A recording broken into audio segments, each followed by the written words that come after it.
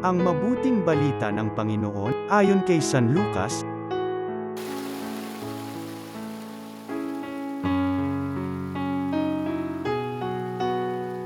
isang araw ng pamamahinga, muling pumasok si Jesus sa sinagoga at nagturo.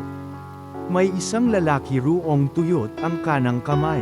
Sa hangad ng mga eskriba at mga Farisiyo na maparatangan si Jesus, nagbantay sila upang tingnan kung siya'y magpapagaling sa araw ng pamamahinga. Subalit batid ni Jesus ang kanilang mga iniisip, kaya't sinabi niya sa lalaking tuyot ang kamay, "Halika rito sa unahan." Lumapit naman ang lalaki at tumayo roon. Sinabi ni Jesus sa kanila, "Tatanungin ko kayo, alin ba ang ayon sa kautusan? Ang gumawa ng mabuti o ang gumawa ng masama sa araw ng pamamahinga? Magligtas ng buhay o pumatay?"